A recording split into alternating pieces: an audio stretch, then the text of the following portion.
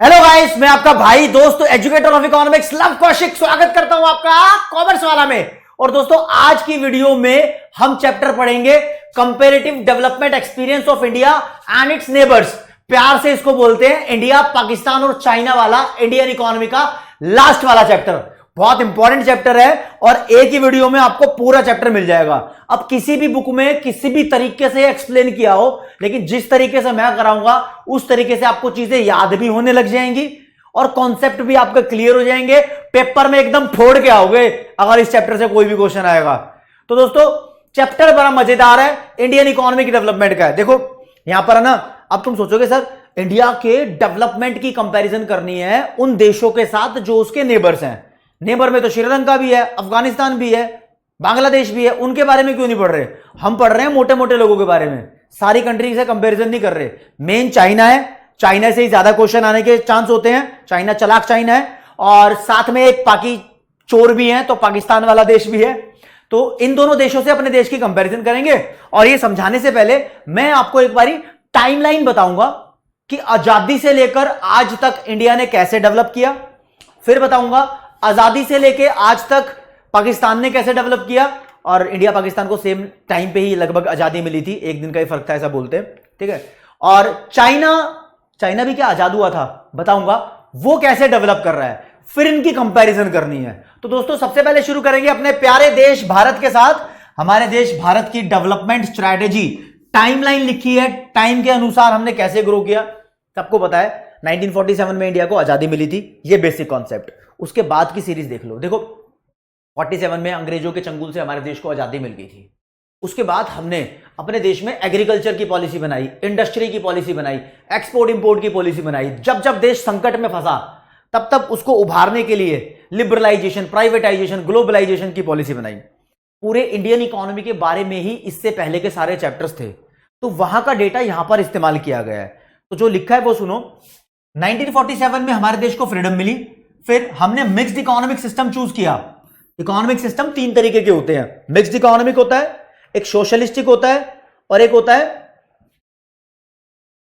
वो क्या कहते हैं सोशलिस्टिक। तो वो हो गया जो जहां पर गवर्नमेंट की चलती है। मिक्स्ड वो हो गया जहां पर गवर्नमेंट और मार्केट की चलती है। और तीसरे नंबर का मार्केट वाला सिस्टम होता है जिसको हम बोलते हैं कैपिटलिस्टिक इकोनॉमी।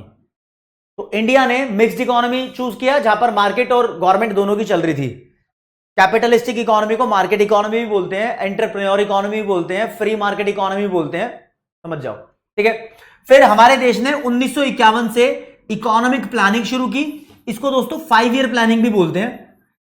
रशिया, उस टाइम रशिया को सोवियत यूनियन के नाम से जाना जाता था। वहां पर हर 10 साल में प्लान बनता था, तो इंडिया ने उसको कॉपी किया था, हर 5 साल में प्लान बनाना शुरू किया। अभी जो इकोनॉमिक प्लानिंग का सिस्टम है ये इंडिया में भी, पाकिस्तान में भी, चाइना में भी, तीनों देशों में इस्तेमाल किया गया, लेकिन सबसे पहले इंडिया में इस्तेमाल किया गया। तो 1951 में इंडिया ने यूज किया इसको, फिर 53 में चाइना ने यूज किया और 56 में पाकिस्तान ने यूज किया। फिर यहां पर एक लिखा है आईपीआर यानी industrial policy resolution. Industrial policy resolution 1956 में मेन आई।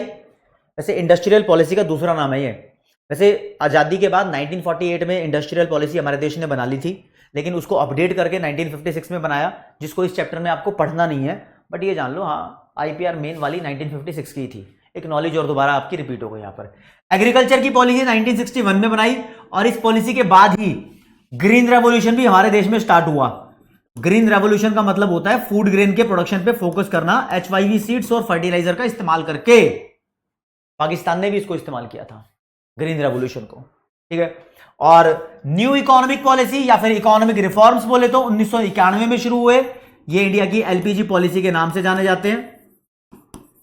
बस भूलना नहीं है इन बातों को भी यार। ये सबसे बड़ा इवेंट था। यहां पर हमारे देश के फाइनेंस मिनिस्टर रहे उस समय डॉक्टर मनमोहन सिंह जी ने बहुत पॉलिसीज बनाई, लिबरलाइजेशन, प्राइवेटाइजेशन, ग्लोबलाइजेशन के। संकट में फंस गया था हमारा देश, फॉरेन एक्सचेंज रेट बहुत कम लेवल पे पहुंच गया था। ये नौबत आ गई थी कि हमें अपने देश का सोना वर्ल्ड बैंक और IMF के पास गिरवी रखना पड़े। वहां से उभर के आज यहां पहुंचे हैं जहां आप अपनी पढ़ाई कंप्लीट कर रहे हो।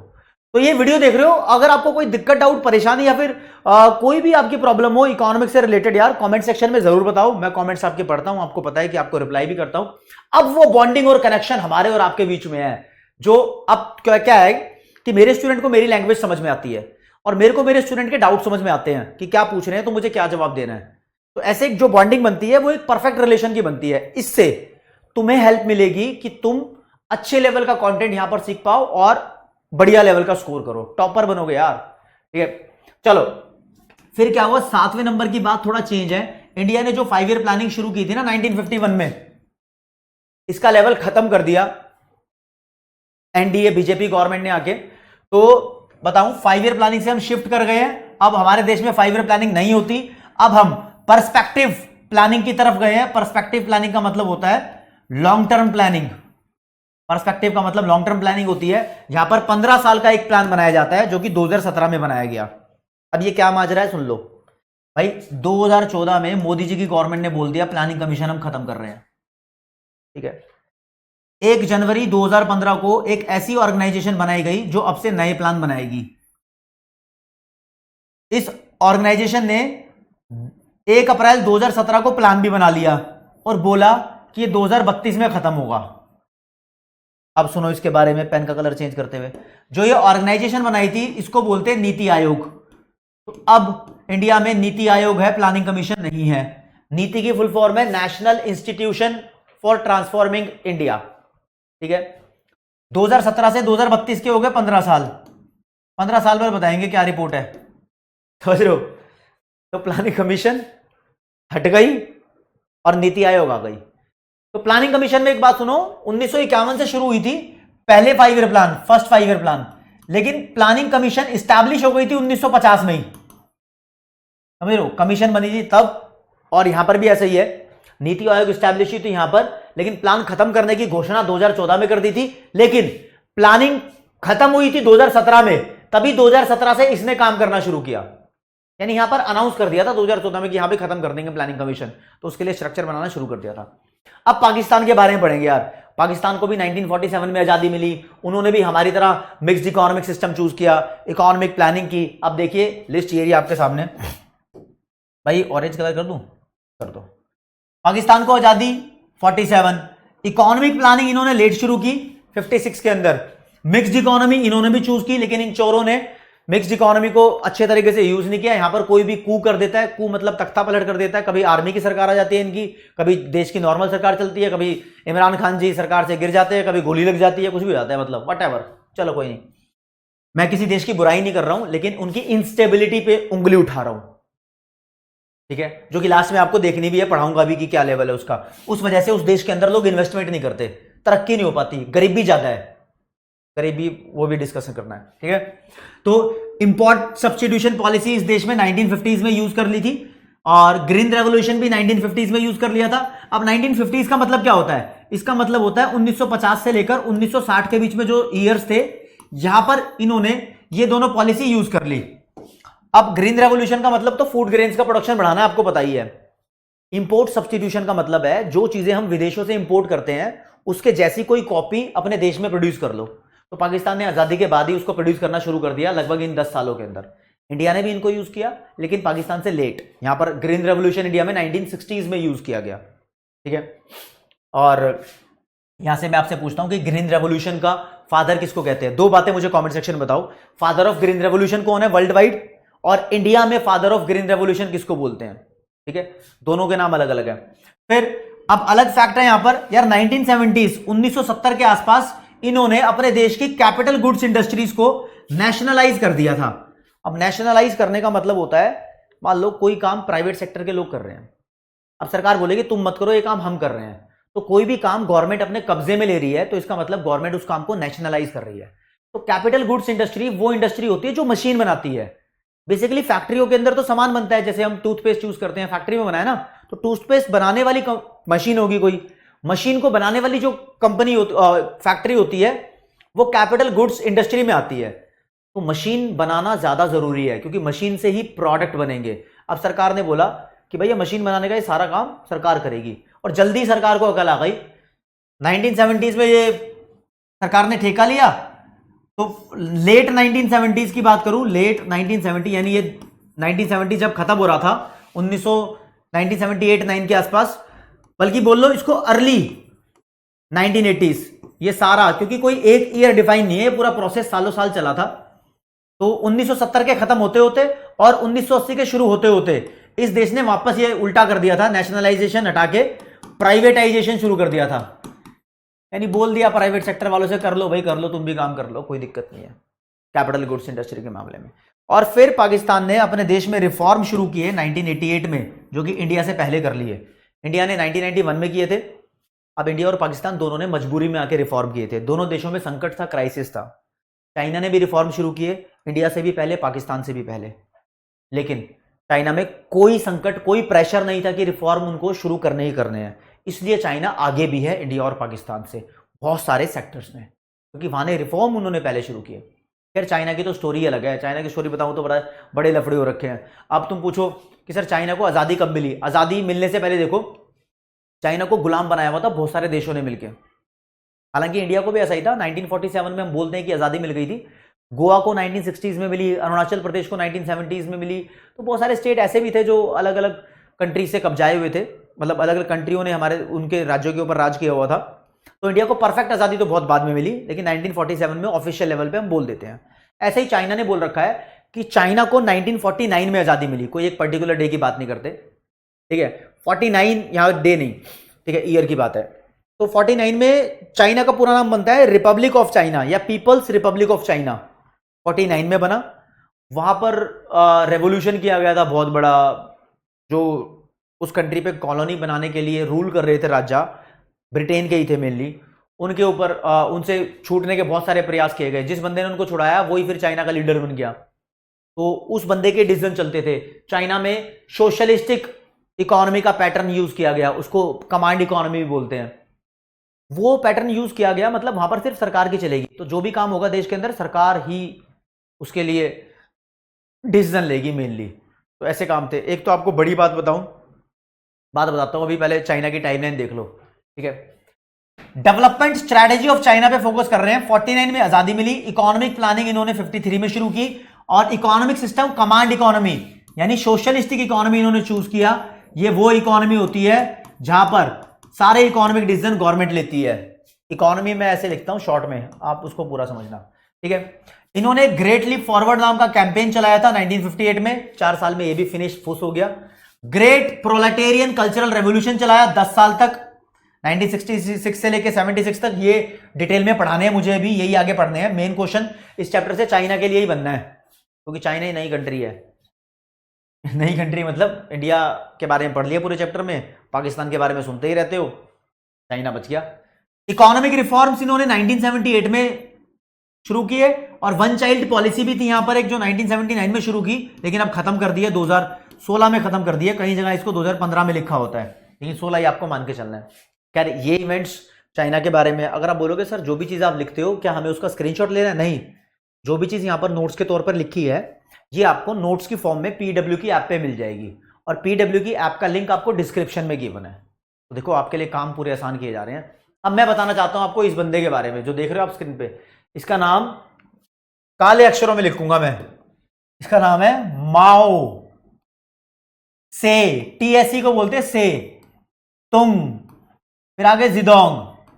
इसको सिर्फ माओ जिदोंग बोलते हैं, न्यूज चैनल में मैं देखता हूं आजकल। और माओ से तुम किसी किसी बुक में लिखा हुआ है, पूरा नाम सारी बुक्स में नहीं लिखा हुआ, जो भी रेफरेंस बुक वगैरह है। इस बंदे ने बोला चाइना के अंदर इकोनॉमिक प्लानिंग स्टार्ट करवा दी, बढ़िया बात है, कोई बात नहीं। 1958 में बोला, हर बंदे को बोला जहां तक हो सके सब लोग अपने घर के पीछे इंडस्ट्री स्टैब्लिश करो। किस चीज की इंडस्ट्री? स्टील बनाओ सब अपने घर के पीछे। तो भाई लोगों ने फॉलो किया इसको, सबने अपने घर के पीछे भट्टियां लगानी शुरू की, वहां पर स्टील बनाना शुरू किया। अब वो स्टील उस क्वालिटी का नहीं बना जिस क्वालिटी का स्टील डेवलप्ड कंट्री में बन रहा था, क्योंकि वहां मशीनों से बड़ी बड़ी इंडस्ट्री फैक्ट्री में बन रहा था। इन्होंने भट्टी से बनाना शुरू किया, तो वो स्टील अच्छा नहीं हुआ। तो वो जो कैंपेन चलाया था स्टील बनाने का वो फ्लॉप हो गया। अब इसके पीछे पूरी कहानी सुनो। चाइना में बहुत सारे लोग एग्रीकल्चर में काम करते थे। अब इन्होंने बोला कि घर के पीछे भट्टी लगाओ, स्टील बनाओ, हम बढ़िया मैसिव लेवल पे इंडस्ट्रियलाइजेशन करेंगे, बड़े लेवल पे। तो सब के सब लोग इस काम में लग जाओ। बहुत सारे लोग अपना खेती का काम छोड़कर घर के पीछे इंडस्ट्री लगाने में लग गए कि छोटी मोटी इंडस्ट्री लगाएंगे, स्टील बनाएंगे, भट्टियां लगाएंगे, आग जलेगी, लोहार बनेंगे, बढ़िया। लेकिन वो स्टील की क्वालिटी वो नहीं बन पाई, तो इससे नुकसान हुए। एक तो वो काम नहीं चला स्टील वाला, दूसरा नुकसान ये हुआ जो लोग खेती छोड़कर आए थे ना, तो खेती के अंदर फूड ग्रेन का प्रोडक्शन कम हो गया। अब फूड ग्रेन का प्रोडक्शन कम हो गया, इसी के ऊपर नेचर की मार, इस देश के अंदर पड़ गया ड्राउट। ड्राउट मतलब सूखा, तो प्रोडक्शन वैसे ही नहीं हुआ। अब इनके पास पैसे नहीं, क्योंकि हर घर के पीछे इंडस्ट्री लगाने का प्रोग्राम फेल। दूसरा, प्रोडक्शन नहीं हुआ, तो यहां इस देश के अंदर भूखमरी मच गई और बहुत सारे लोग मारे गए यार। काफी सारी बुक में लिखा है 30 मिलियन, यानी 3 करोड़ के आसपास लोग भूख से मारे गए। कहीं कहीं लिखा है 36 मिलियन, मतलब डेटा एग्जैक्टली डिफाइन नहीं है, लेकिन बहुत लोग मारे गए इस बंदे के गलत डिसीजन से, और इस बंदे के बेसिस पे ही ये देश चलता है। फिर आगे एक और रेवोल्यूशन किया इन्होंने, वो आप बात करता हूं। तो दोस्तों ये देखो, ये भट्टियां लगी हुई है, एक तरीके का एग्जाम्पल दिखा रहा हूं। ये भट्टी लगी हुई है, लोग ऐसे जुटे हुए हैं, यहां पर कुछ भी हो रहा है, आपको दिख रहा होगा, उम्मीद कर रहा हूं, ठीक है। ये यहां से कुछ ना कुछ लोग लगे हुए हैं, ये बहुत पुरानी फोटो है। अब देखो ना, लोग एग्रीकल्चर से भाग भाग कर जा रहे हैं इंडस्ट्री सेट करने के लिए। अब कुछ कोई बच्चे बोलेंगे देखो आ भी तो रहे हैं, मतलब ये एक एग्जांपल के तौर पर आपको स्लाइड पेश कर रहा हूं कि लोग एग्रीकल्चर से हटके इंडस्ट्री सेट करने में चले गए थे। अब इन्होंने साथ साथ में बोला था यहां पर कि जब तुम एग्रीकल्चर से हटके इंडस्ट्री में जा रहे हो तो एग्रीकल्चर में बहुत कम लोग बचेंगे, तो जो कम लोग बचेंगे वो अपना ग्रुप बना लेना, ग्रुप में लोग मिल मिलकर एफर्ट करेंगे तो अच्छा काम होगा। तो एग्रीकल्चर में टीम बना के काम करनी थी, टीम को बोलते कम्यून। तो करीब 26,000 ग्रुप, यहां पर 26,000 कम्यून बनाए गए थे। कम्यून सिस्टम एग्रीकल्चर में चला था। तो ये पूरी डिटेल थी। अब डिटेल को लिखते कैसे वो समझ लो। अच्छा एक बात और यार, ये बड़ी भुखमरी जब देश के अंदर आ जाती है, मैं यहां पर किसी भी देश के बारे में कहूंगा, चाहे पाकिस्तान हो चाहे चाइना हो, भाई देखो लोगों का क्या बुरा है इसमें। जो लोग एक दूसरे को बुरा बोलते हैं वो बुरे हैं, आम लोगों का कुछ बुरा नहीं है। बहुत लोग मारे गए हैं, तो गलत डिसीजन था वो कुल मिला के। चलो जी, आप तो अपनी पढ़ाई से मतलब रखो, आपको नंबर लेकर आने हैं। इस प्रोग्राम को जो शुरू किया था ग्रेट लीप फॉरवर्ड बोलते हैं, शॉर्ट में जीएलएफ बोलेंगे। ये एक तरीके का कैंपेन है, कैंपेन के नाम से जाना जाता है दोस्तों। चाइना के अंदर सन 1958 के अंदर यह कैंपेन शुरू हुआ जिसका नाम ग्रेट लीप फॉरवर्ड था। इस कैंपेन में ही बोला था घर के पीछे इंडस्ट्री लगाओ, मैसिव लेवल का इंडस्ट्रियलाइजेशन करेंगे। तो पूरे नोट्स लिखे हुए एक तरीके से, ये 3 से 4 नंबर का क्वेश्चन इसके ऊपर आ सकता है, ठीक है। This campaign started in 1958। Aim क्या था? Industrialising the country on a massive scale. बड़े लेवल पे कंट्री को इंडस्ट्रियलाइज करेंगे, तूफान उठा देंगे, धुम्मा उठा देंगे, कंट्री को बड़े लेवल पे ले जाएंगे, तबाही मचा देंगे, फोड़ देंगे। क्या क्या सोचा था इन्होंने, कुछ ना हुआ इनसे, ठीक है। फिर people were encourage to set up industries in their backyard. Backyard मतलब घर के पीछे का एरिया। ये एनकरेज हो गए थे कि घर के पीछे सेटअप करेंगे इंडस्ट्रीज को। और दोस्तों हुआ क्या, वो रिजल्ट मैंने आपको बताया, लेकिन एक छोटी सी बात, फिर घर के पीछे इंडस्ट्री सेट कर रहे थे तो गांव वाले इलाके थे ना, वहां पर एग्रीकल्चर में ग्रुप बना लिए, कॉमन सिस्टम चालू हो गया। तो in rural areas commune system was started. Under this system people were engaged in collective farming. Collective farming को बोलते हैं ग्रुप फार्मिंग, ग्रुप में फार्मिंग की। और यहां एक फिगर लिख देता हूं, 26,000 कम्यून्स बनाए गए थे। कम्यून्स का मतलब आप ग्रुप मान के चलो, ठीक है जी। और the duration of this campaign was 2 years, बोलते हैं 2 साल की थी। लगभग 1960 के आसपास खत्म हुआ, लेकिन सच बताना चाहूंगा ये लगभग 4 साल तक चला था। 62 के आसपास खत्म हुआ इसका इंपैक्ट, अगर बड़े लेवल पे बात की जाए। और it was ended officially at 1960, लेकिन 62 तक इंपैक्ट था। लोग भुखमरी से बड़े परेशान हुए। भुखमरी भी इसके अंदर ही मानूंगा, क्योंकि भुखमरी इसका पर्पस तो नहीं था, लेकिन इसकी वजह से आ गई थी। अगर लोग एग्रीकल्चर से भाग के नहीं जाते ना इंडस्ट्री में, तो एग्रीकल्चर में प्रोडक्शन ज्यादा हो जाता, भुखमरी शायद नहीं आती। और क्या था, पहले ही सोचना था यार कि भट्टी के पीछे क्या बढ़िया क्वालिटी का स्टील बन सकता है। स्टील बना रहे थे, पहले ट्रायल कर लेते, बना के देख लेते, ठीक है। This program faced many problems in the form of climate change. Climate change हुआ और बोला कि 30 मिलियन लोग मारे गए। ड्राउट हुआ था, ड्राउट, सीवियर ड्राउट, खेती नहीं हुई भाई, समझे। और इसी बंदे ने, अच्छा यहां पर एक बात इंपॉर्टेंट चीज लिखना चाहूं, GLF नाम का एक कैंपेन। दूसरा great proletarian cultural revolution, short में लिखा है। यह कैंपेन भी आपको पढ़ना है। यहां पर एक वर्ड यूज करूंगा, प्रोलेटारियन। इसका मतलब होता है वर्कर्स, बस इतना समझ लेना। ये बंदा देखो हंस के दिखाएगा भी, ये हंस रहा है, ठीक है। ये चाइनीज बंदे खड़े हुए यहां पे, ये मान के चलो आप, क्या है मान के चलो बस आप, सच्चाई में तो हो नहीं रहा कुछ भी। चाइना के अंदर लोगों ने विद्रोह करना शुरू कर दिया, रेड आर्मी बना ली लोगों ने, बोला कि जो ये बंदा कर रहा है ये गलत कर रहा है, हमें कैपिटलिस्टिक इकोनॉमी की तरह चलना चाहिए जैसे अमेरिका चल रहा है, हमारे देश को तब फायदा होगा। यहां तो अकेला बंदा बोल रहा है कि घर के पीछे इंडस्ट्री लगा लो, तो इसकी मान लोगे क्या? तो लोगों ने विद्रोह करना शुरू किया, इसके खिलाफ खड़े होना शुरू किया। अब यह बात इसको पता लग गई थी, इसने क्या किया, इसने अब अलग तरीके से गेम खेली, उन लोगों को फंसाया, उन लोगों को मरवाया और षड्यंत्र रचे। और तो और इसने बोला कि अब जो बंदे शहर में बिल्कुल प्रोफेशनल है या स्टूडेंट जो पढ़ाई कर रहे हैं, ये गांव में जाएंगे काम सीखने के लिए, काम करेंगे भी सीखेंगे भी। अब गांव के लोगों को यह बता रखा था कि तुम्हारा कल्चर है सोशलिस्टिक इकोनॉमिक पैटर्न, हम लोग कमांड इकोनॉमी से चलेंगे। तो गांव के अंदर उनका मेंटालिटी भी चेंज हुई, मतलब ये करवाने के लिए कि हाँ सोशलिस्टिक इकोनॉमी बढ़िया है, क्योंकि सोशलिस्टिक इकोनॉमी रहेगी तो ये रहेगा, कैपिटलिस्टिक रहेगी तो चुनाव होंगे, फिर पता नहीं कौन होगा। तो अपनी गद्दी बचाने के लिए इन्होंने बहुत बुरा किया। अब ऐसे में क्या था, रशिया चाइना की हेल्प कर रहा था पहले, उसने कुछ प्रोफेशनल डॉक्टर इंजीनियर इस देश में भेजे हुए थे इनका काम संभालने के लिए। तो रशिया भी इस पॉलिसी से नाराज हुआ कि हाँ भाई कि तुम भेज रहे हो स्टूडेंट्स को और प्रोफेशनल्स को गांव के अंदर, गांव को बोलते हैं कंट्री साइड नाम का वर्ड यहां पर यूज करेंगे, ध्यान रखना। इससे पीछे एक वर्ड और यूज किया था बैकयार्ड, घर के पीछे, और कंट्री साइड का मतलब होता है गांव, गांव में भेजेंगे। तो रशिया को पसंद नहीं आया, रशिया ने अपने प्रोफेशनल वापस बुला लिए। ये बात बुक्स में लिखी हुई है लेकिन यहां नहीं लिखी हुई, मैंने आपको स्टोरी बताई।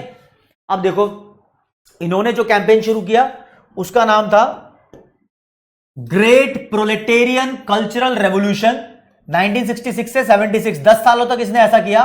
और ये करने की घोषणा कर दी थी इनने 1965 में, यानी एक साल पहले बोल दिया और 10 सालों तक चला। इस बंदे का नाम माओ से तुंग जितोंग, कल्चरल रेवोल्यूशन बोलता है इसको। ये लगता है कहीं से कल्चरल रेवोल्यूशन, मुझे तो नहीं लगता। In this revolution students and professionals were sent to work and learn from the countryside. Professional मतलब जो डॉक्टर है, इंजीनियर है, सीए सीएस भी प्रोफेशनल होते हैं, लॉयर भी प्रोफेशनल होता है, लेकिन उस टाइम के जो भी प्रोफेशनल अवेलेबल होंगे उनकी बात। तो ये मेजर मुद्दा था चाइना के अंदर। चाइना ने, जो हमें चाइना के बारे में पढ़ना है ना, देखो आपके पेपर पॉइंट ऑफ व्यू से, ग्रेट लीप फॉरवर्ड पढ़ लिया, वो 3 से 4 नंबर का आ सकता है, ये छोटा ही आएगा, ज्यादा इसके बारे में है नहीं।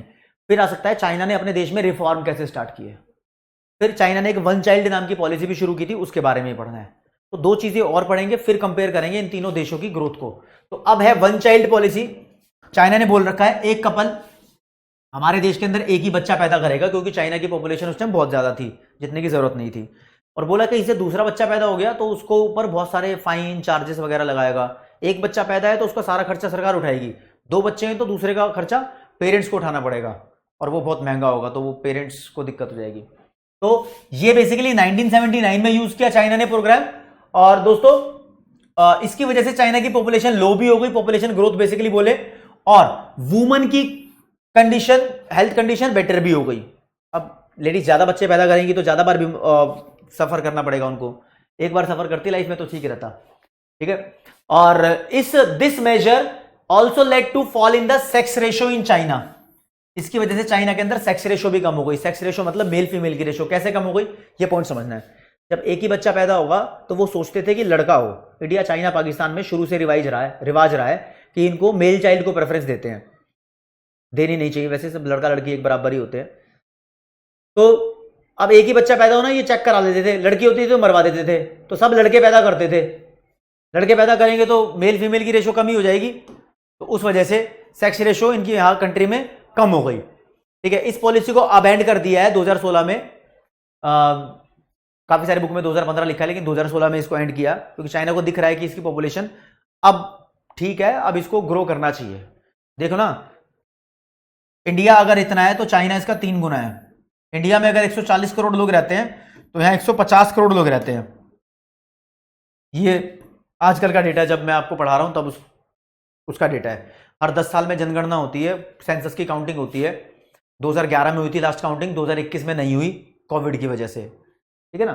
तो ये देखो इतने बड़े एरिया में खुले खुले लोग रहते हैं, तो भीड़ इंडिया में है, चाइना में उतनी भीड़ नहीं है, ठीक है ना। आगे बढ़ते हैं चाइना के रिफॉर्म्स के बारे में। भाई चाइना ने रिफॉर्म्स एलपीजी पॉलिसी के हिसाब से नहीं पढ़ने, अलग ही तरीके से पढ़ने हैं। इकोनॉमिक रिफॉर्म्स इन चाइना, यहां पर रिफॉर्म्स के 2 फेजेस थे और डुअल प्राइस पॉलिसी थी और स्पेशल इकोनॉमिक जोन बनाए गए। अब पहला पॉइंट एक्सप्लेन करूंगा।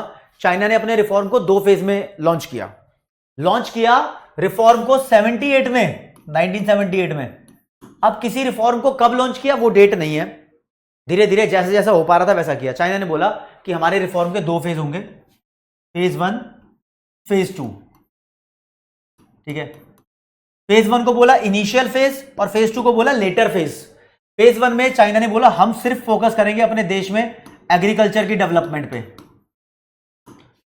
हम फोकस करेंगे इन्वेस्टमेंट पॉलिसी पे कि विदेश के बंदे हमारे देश में पैसा लेकर आए, हम फोकस करेंगे फॉरेन ट्रेड पे, एक्सपोर्ट इंपोर्ट करें जो हम बना रहे हैं ना, एक्सपोर्ट की बात कर रहे हैं मेनली, इन चीजों पे फोकस करें।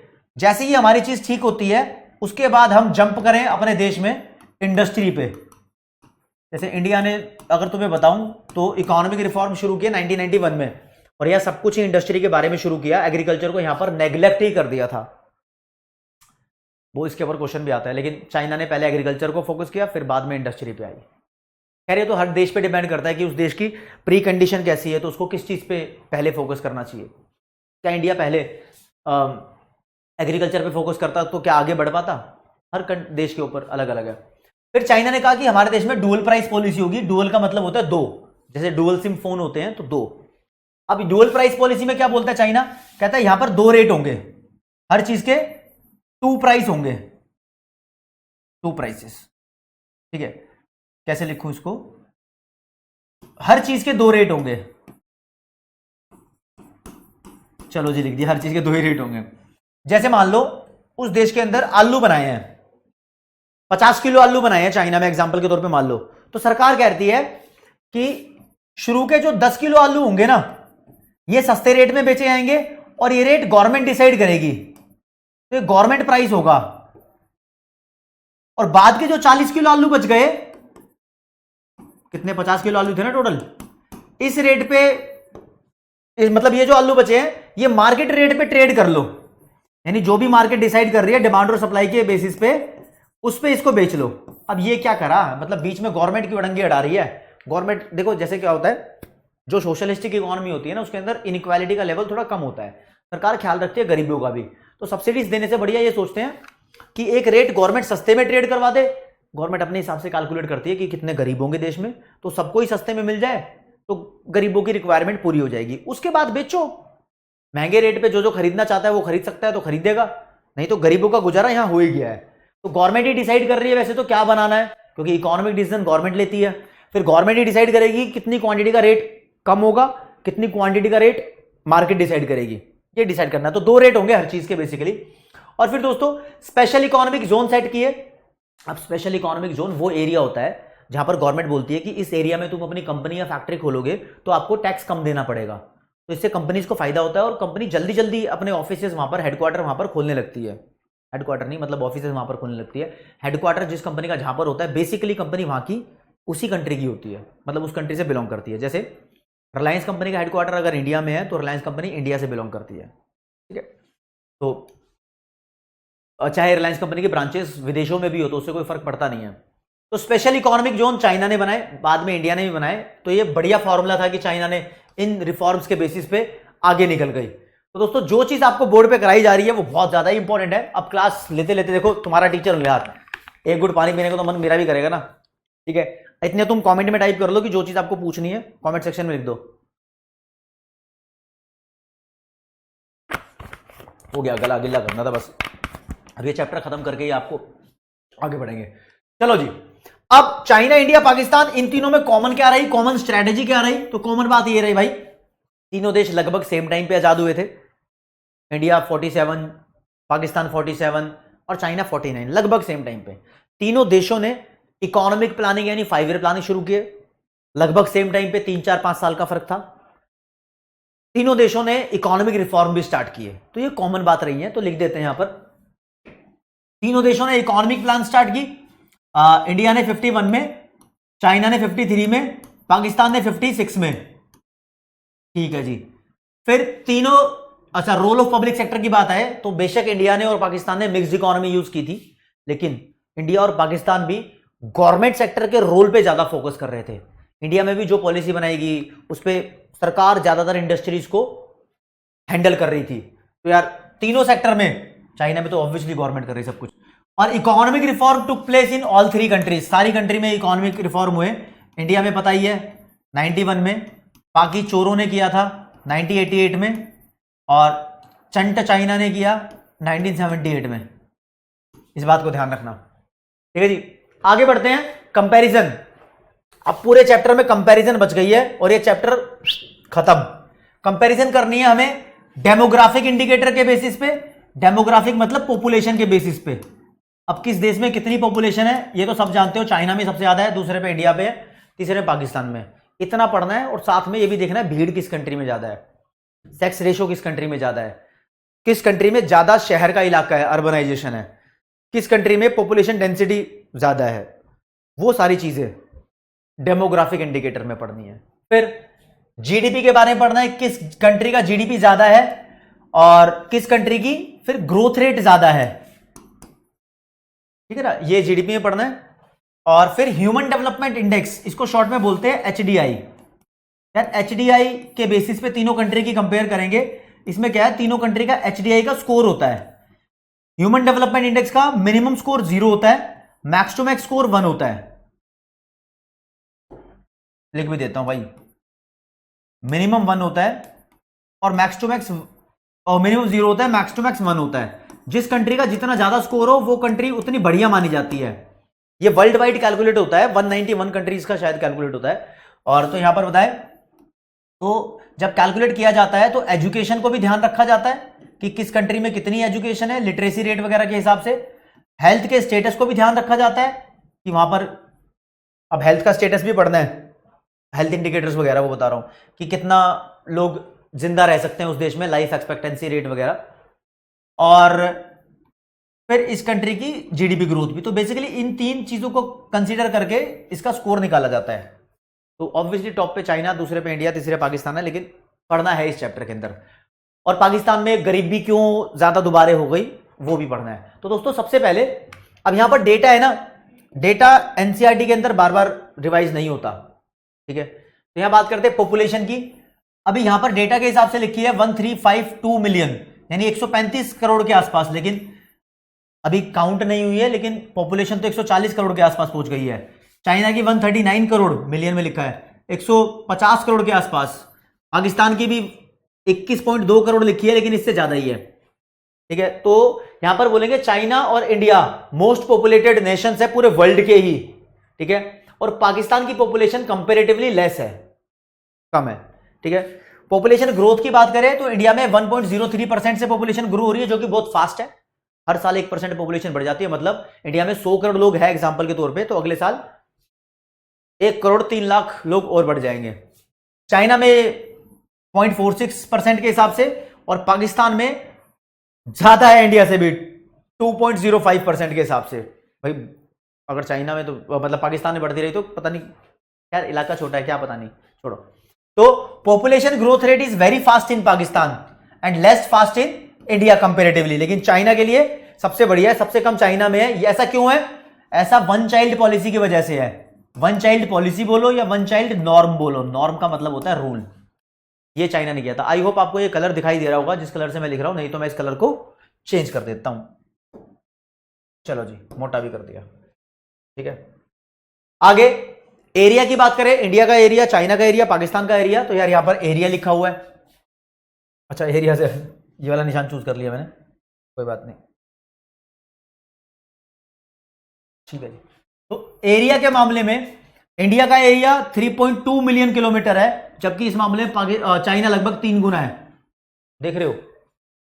और ये पाकिस्तान का 0.79 million kilometre, square kilometre, basically square kilometre होता है स्क्वायर, ठीक है। तो China is very large as compare to India and Pakistan. और पॉपुलेशन डेंसिटी का डेटा देखें तो इंडिया में 455 1 किलोमीटर में रहते हैं, और 148 चाइना में, और 275 पाकिस्तान में। तो भीड़ इंडिया में ज्यादा है कंपेरेटिवली। तो इस बात को ध्यान रखें, जिस देश की पॉपुलेशन डेंसिटी कम होती है वो ज्यादा बेटर होती है इन तीनों में से, अगर यहां कंपेयर किया जाए तो। यहां तक की बात कर रहे हैं, ठीक है जी। आगे बढ़ते हैं, सेक्स रेशो की बात करें तो इंडिया में 924 का डेटा अवेलेबल है। ये तो डेटा की गेम है, लेटेस्ट डेटा भी वेरी कर सकता है, लेकिन रैंक का यहां पता लग जाएगा, वो उतनी रहेगी। चाइना में अगर 1000 लड़के हैं तो लड़कियां 949 है। पाकिस्तान में ये 943 है, इंडिया से बेटर है। ज्यादा बच्चे पैदा होते तो हो जाती है लड़कियां भी। फर्टिलिटी रेट का मतलब एक कपल कितने बच्चे पैदा करता है। एक कपल इंडिया में एवरेज बेसिस पे 2.2 बच्चे पैदा करता है। अब बच्चे कहेंगे 2.2 बच्चे कहां से होते हैं, तो बच्चे 2 होते हैं या 3 होते हैं। एवरेज बेसिस की बात कर रहा हूं। लगभग 10 कपल है तो 22 बच्चे पैदा कर रहे हैं, तो इसका मतलब एक कपल 2.2 बच्चे पैदा कर रहा है। चाइना में 1.7, तभी ग्रोथ रेट कम है। पाकिस्तान में देखो लगे पड़े हैं, ठीक है, ज्यादा बोलने की जरूरत नहीं मुझे।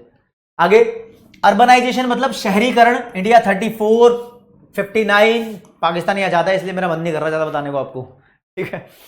हाँ जी, ओवरऑल कंपैरिजन आप इस चार्ट से देख सकते हो। मैंने करी है पॉपुलेशन की, पॉपुलेशन ग्रोथ की, पहला, दूसरा, तीसरा एरिया, चौथा पॉपुलेशन डेंसिटी, पांचवा सेक्स रेशियो, छठा फर्टिलिटी रेट, सातवां अर्बनाइजेशन। पाकिस्तान आगे इंडिया में यहां से। तो ये कंपैरिजन चार्ट है डेमोग्राफी का, सिर्फ डेमोग्राफी यानी पॉपुलेशन रिलेटेड स्टडी का। और यहां लिख दिया है कि कौन आगे कौन पीछे है, क्या ज्यादा है क्या कम है, सारी डिटेल यहां पर लिखी हुई, आपके काम आएगी, पढ़ के अपने उसमें लिख लो। और अच्छा, एक क्वेश्चन यहां से बनता है, सेक्स रेशियो पुअर है इन तीनों कंट्री में, चाहे चाइना में सबसे ज्यादा हो, लेकिन तीनों की खराब है। क्यों खराब है, इसके पीछे क्वेश्चन आता है पेपर में कि सेक्स रेशियो इन तीनों में कम क्यों है। तीनों में कम इसलिए है क्योंकि तीनों देशों के अंदर मेल चाइल्ड प्रेफरेंस रहती है। बस इतना ही समझ जाओ, लड़कियों के पीछे, मतलब लड़कियों को पैदा करने में खुश नहीं होते थे इनके पेरेंट्स।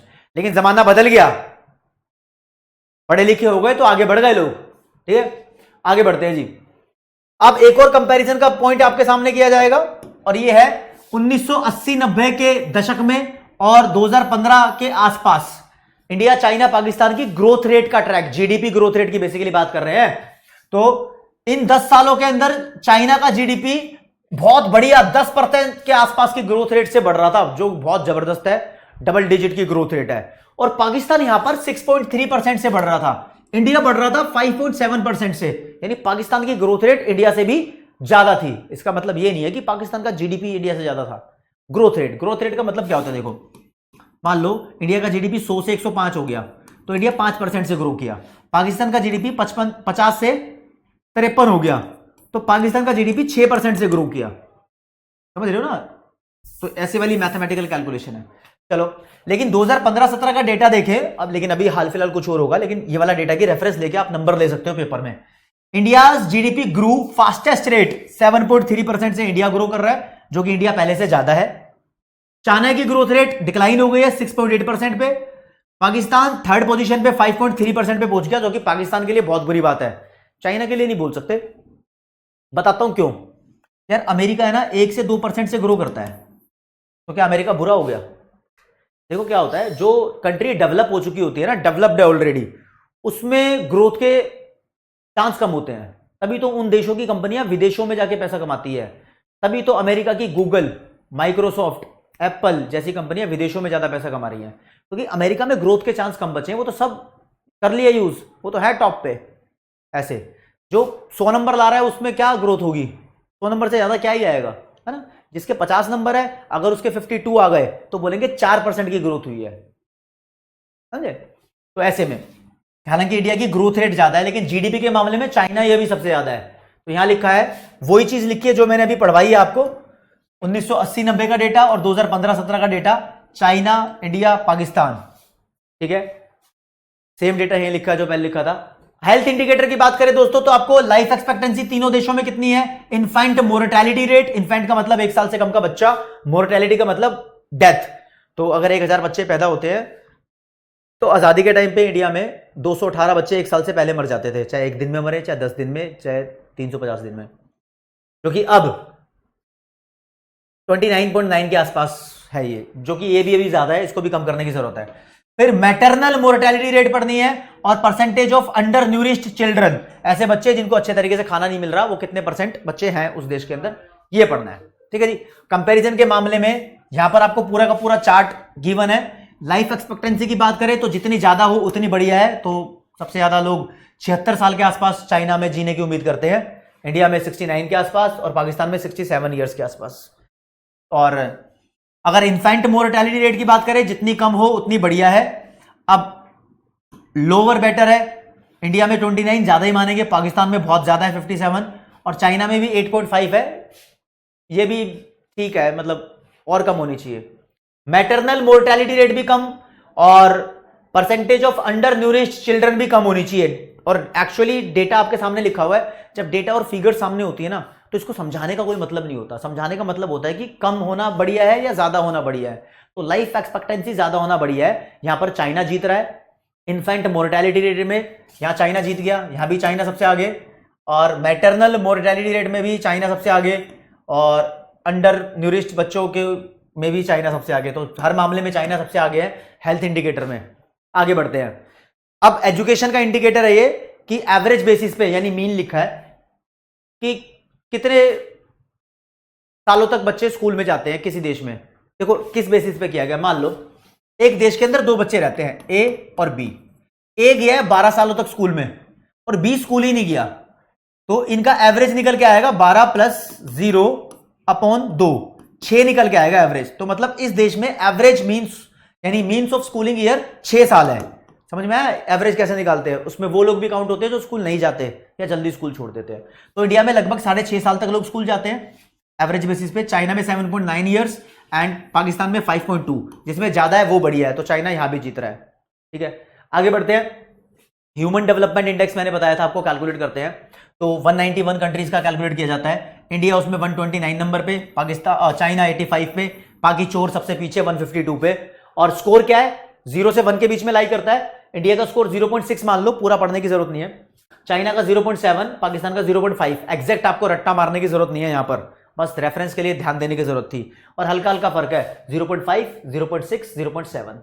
यहां पर भी चाइना जीत रहा है यार, लेकिन इंडिया बहुत अच्छे लेवल पे ग्रोथ कर रहा है, तरक्की कर रहा है, इनसे जल्दी ही आगे निकलेंगे। अभी आपको एक फैक्ट बताऊं, चाइना ने इतनी सब ग्रोथ क्यों की? क्योंकि चाइना में सबसे ज्यादा जवान पॉपुलेशन थी। जितने यंगस्टर्स होते हैं एक देश के अंदर, उतना ज्यादा प्रोडक्शन होता है, वो देश उतनी ज्यादा तरक्की करता है। अब चाइना में सबसे ज्यादा लोग नहीं है पूरे वर्ल्ड में, अब सबसे ज्यादा जवान लोग हमारे प्यारे देश भारत में रहते हैं। इसलिए इंडिया सबसे फास्ट रेट पे ग्रो कर रहा है इनसे कंपैरिजन की जाए तो। चलो जी, अच्छा ये पढ़ाने से पहले एक बात बोलूंगा, हर मामले में, लगभग हर मामले में चाइना आगे निकल रहा है जो भी चीजें पढ़ी हैं। लेकिन एक क्वेश्चन पूछा जाए ना आपसे या किसी समझदार इंसान से, अगर आपको इन तीनों देशों में बोला जाए कि किस देश में रहोगे, अपनी जिंदगी बिताओगे, तो ये क्वेश्चन का जवाब फिर भी किसी समझदार बंदे से पूछोगे तो वो बोलेगा चाइना आगे है, फिर भी हम इंडिया में रहना पसंद करेंगे। क्यों? क्योंकि इंडिया में डिसीजन मेकिंग पावर लोगों के पास है, चाइना के अंदर इतनी छूट नहीं है, सरकार बीच बीच में पीछे पड़ी रहती है। अब देखो इंडिया में अंबानी, अडानी, टाटा जी, बिरला कितनी मस्त लाइफ जी रहे हैं, ये देश को भी आगे लेके जा रहे हैं, है ना। अब वहां पर अलीबाबा कंपनी के मालिक जैक मा, छोटी सी बात बोल दी सरकार के, पता नहीं उसके खिलाफ बोली नहीं बोली, उसके पीछे पड़ गई सरकार। जैक मा इधर उधर बेचारा भागता फिर रहा है ना, बड़ी मुसीबत में डाल देती है वो। तो ऐसा पंगा इंडिया में नहीं है, इंडिया में फ्रीडम है, डिसीजन मेकिंग प्रोसेस में लोग यहां पार्टिसिपेट करते हैं, वोट डालते हैं। चाइना में नहीं है, और पाकिस्तान में है भी तो होने का फायदा नहीं है। पता नहीं कब क्या तख्ता पलट हो जाए और कौन सी सरकार हो जाए, इमरान खान को पता नहीं, है ना, कर देते हैं यार। परवेज मुशर्रफ का भी सुना मैंने, बहुत सारी बसूड़ियां चल रही हैं पाकिस्तान के अंदर, चलती रहती है, पता नहीं कब से चल रही हैं। यार यहां पे हमें देखना है, क्वेश्चन हमारे सामने पेश किया जाता है, डिफाइन लिबर्टी इंडिकेटर। लिबर्टी का मतलब आजादी होता है। Give some example of liberty indicator.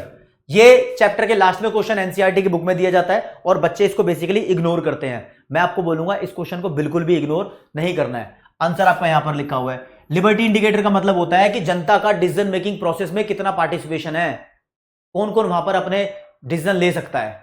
ठीक है, तो बात करें तो लिबर्टी इंडिकेटर में be defined as the measure of calculating the level of demographic participation in social and political decision making. Social हो चाहे पॉलिटिकल हो, डिसीजन मेकिंग में जनता का पार्टिसिपेशन। ठीक है, इन अदर वर्ड्स, आसान लैंग्वेज सीखोगे तो it is an index used to measure participation of the people in taking decision. Decision लेने में लोगों का पार्टिसिपेशन, बस ऐसा भी एक इंडिकेटर है जो प्रोफेशनल लोग कैलकुलेट करते हैं। अभी कैलकुलेट करना सिखाना नहीं आपको। ठीक है, इसके कुछ एग्जांपल मानोगे तो कॉन्स्टिट्यूशन में कितने ज्यादा राइट दिए हुए लोगों को अपनी जिंदगी जीने के, कितने लोगों को बोलने का अधिकार है ना, कितने लोगों को अपनी जिंदगी जीने का अधिकार है, ऐसे कुछ राइट।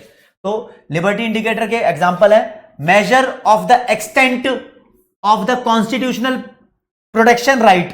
पॉलिटिकल साइंस में वैसे ऐसा इतना लंबा सा वर्ड होता है, उसका ये एक्सटेंट का मतलब होता है लेवल, किस लेवल तक कॉन्स्टिट्यूशनल प्रोटेक्शन राइट्स दिए हुए हैं इस देश के सिटीजन्स को।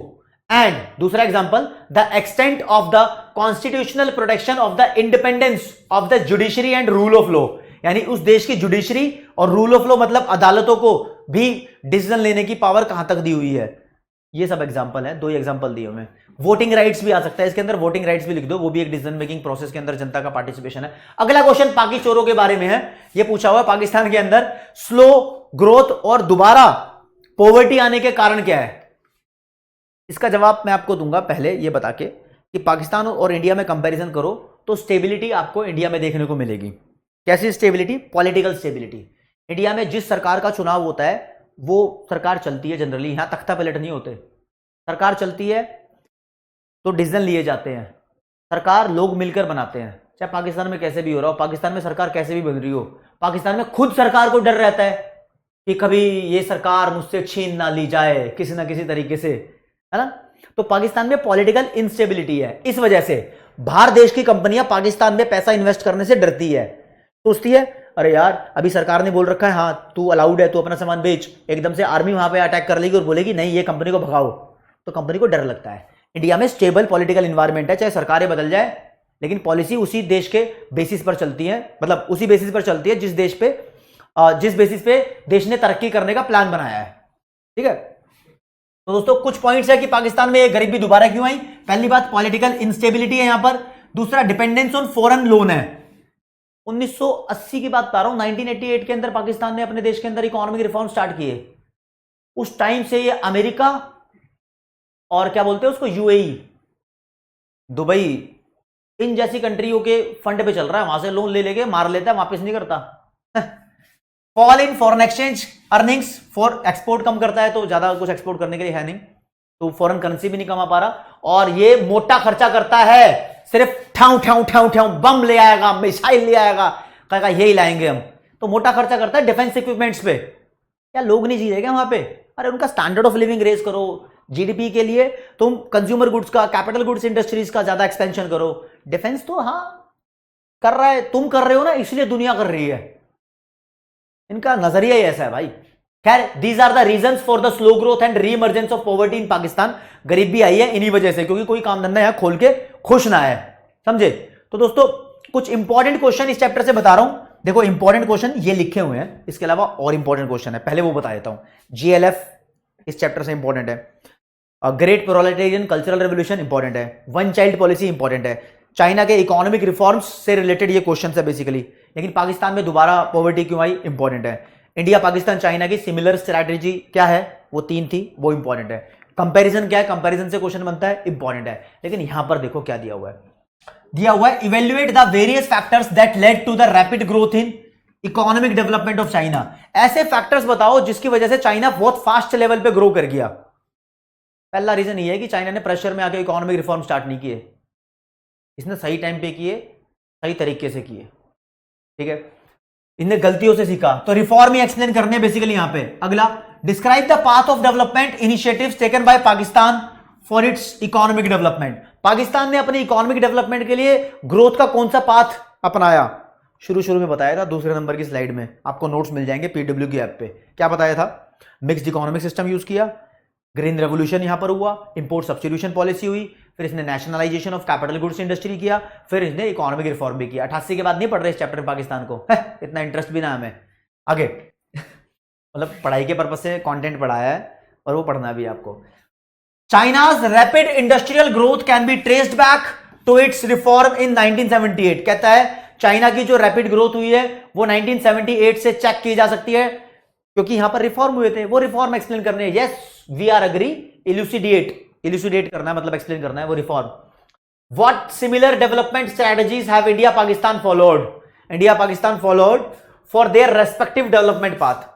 इंडिया पाकिस्तान, सिर्फ इंडिया पाकिस्तान ने चाइना की बात नहीं की, सिमिलर क्या क्या था, आजादी की बात लिख दो, हाँ आजादी सेम टाइम पे, दोनों ने इकोनॉमिक प्लानिंग की, चाहे ईयर अलग अलग था लेकिन ईयर आसपास ही था 51-56। दोनों देशों के अंदर ग्रीन रेवोल्यूशन भी हुआ। आप तो ये भी लिख सकते हो, चाइना की बात नहीं की ना, ठीक है लिख सकते हो। दोनों देशों ने इंपोर्ट सब्स्टिट्यूशन पॉलिसी यूज की। दोनों देशों में पब्लिक सेक्टर का रोल ज्यादा था। दोनों देशों ने इकोनॉमिक रिफॉर्म भी स्टार्ट किए। इतना सब कुछ कॉमन है, लिख देना भाई। तो दोस्तों आज की क्लास में इंडिया चाइना वाला इंडिया चाइना पाकिस्तान वाले चैप्टर को फोड़ दिया, पूरा कंप्लीट कर दिया। आपको कुछ भी पूछना हो दिल से पूछ लेना, कमेंट सेक्शन में जवाब मिलेगा। और फिर जय हिंद, जय भारत, नमस्कार, धन्यवाद।